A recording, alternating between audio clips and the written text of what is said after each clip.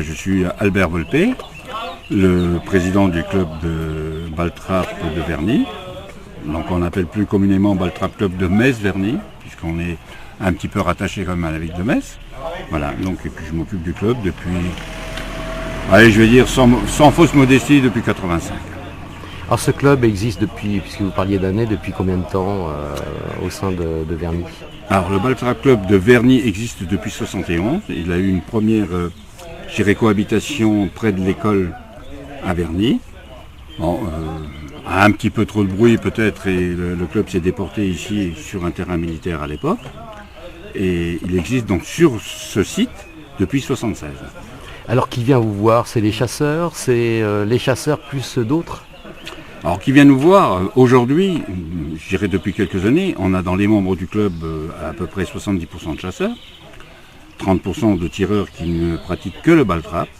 Par contre, on a une forte activité par des gens qui ont envie d'avoir, je dirais, une journée ludique et qui veulent éventuellement s'entraîner ou apprendre ou savoir ce qu'est le baltrap.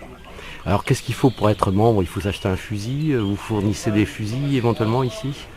Alors le terme fournir n'est pas vraiment très adéquat puisque notre terme à nous c'est de prêter un fusil pour les gens qui veulent s'initier, qui veulent débuter. Après il est impératif, si on mord au baltrap, d'avoir son arme. Parce qu'une arme c'est une configuration personnelle en fonction de sa taille, de sa longueur de bras et tout. Donc les gens qui mordent et qui ont envie de continuer la pratique du baltrap, inévitablement un jour ou l'autre vont s'acheter un fusil. Alors qui parle à arme à feu, parle de sécurité, c'est important cette sécurité au sein des membres et même des gens qui débutent? Alors je veux dire pour nous c'est une des priorités la sécurité. Aujourd'hui c'est vrai qu'on a des gens qui viennent et qui sont toujours encadrés par des membres du club. Moi j'ai la souvenance d'être arrivé au club pour la première année en 82 où j'ai été pris en charge par des membres du club qui étaient déjà déshabitués, où inévitablement je me suis fait engueuler, excusez-moi du terme, parce qu'on ne manipule peut-être pas les fusils comme il faut, mais on est très très très à cheval sur la sécurité. Et on ne lance jamais, on n'envoie jamais quelqu'un sur le terrain sans avoir un encadrement des membres du club. Alors comment ça se déroule? Les gens viennent un petit peu quand ils peuvent, c'est tout le temps ouvert, il y a des horaires particulières. Vous avez peut-être un site sur lequel on peut avoir toutes ces informations? Alors on n'a pas de site particulier ou spécifique au niveau du club, on est référencé sur certains sites où on a nos coordonnées, notre adresse et ce qui s'ensuit, où sont précisés les horaires d'ouverture.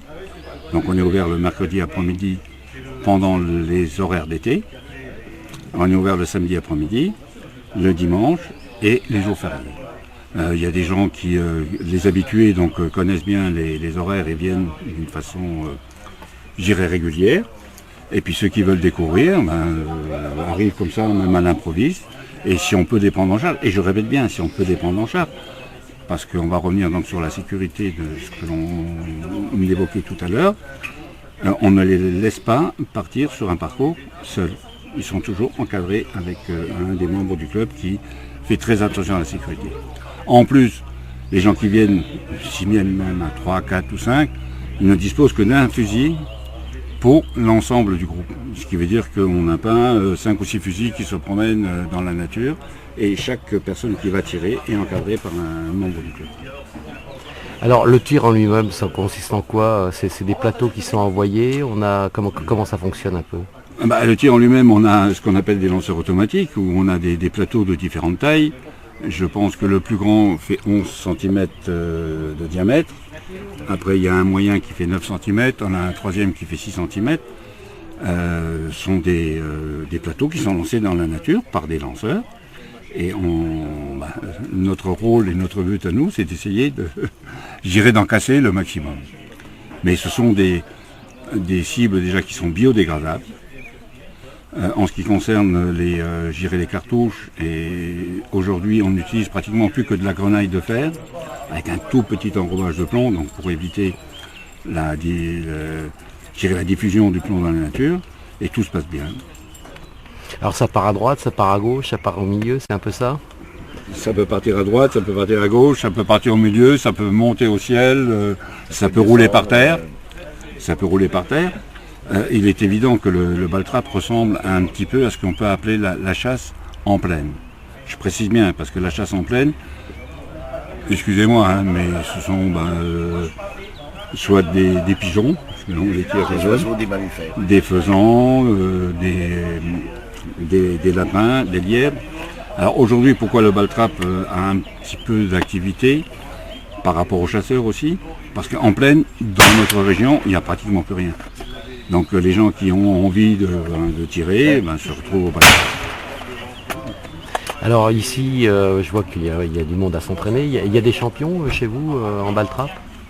On a encore un champion, c'est vrai. On a un champion qui s'appelle Yves Wagner, pour ne pas le citer, qui est champion d'Europe, champion du monde, dans une discipline bien précise, parce que le baltrap comporte quand même plusieurs disciplines, et il fait encore honneur au club dans les déplacements internationaux, nationaux et internationaux.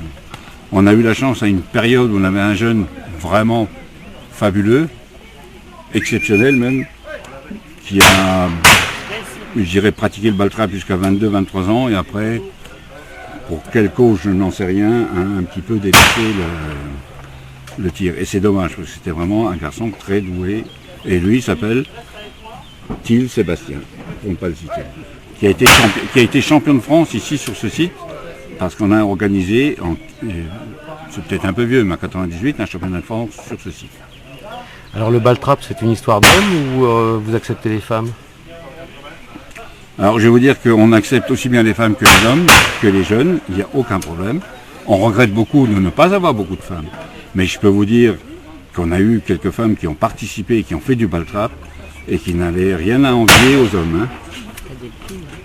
Il y a Delphine qui encore aujourd'hui qui fait partie de l'équipe de France, mais on a eu une championne de France. Je pourrais vous montrer même des photos. On a eu une participation, malheureusement, je le répète, un petit peu minime par rapport au nombre d'hommes, puisqu'on va les appeler ainsi. Mais les femmes, quand elles mordent de trucs, elles n'ont rien envié aux hommes. C'est plutôt les hommes, des fois, qui les envient un petit peu. Alors ici, je vois en plus qu'il y a un espace assez convivial, puisque vous avez un petit local où les gens se réunissent.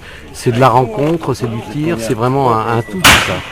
Il faut quand même reconnaître que dans 90% des cas, le baltrap, et surtout le club que je préside, que je côtoie, il y a d'abord, dans un premier temps, c'est la convivialité des gens. On a, comme vous voyez, un petit clubhouse qui nous permet éventuellement de boire un coca, un Perrier, une bière, pourquoi pas.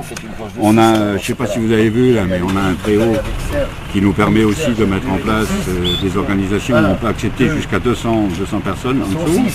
Mais eux ils sont déjà c'est, je sais pas, j'ai du mal à le définir, mais c'est avant tout l'amitié, la convivialité.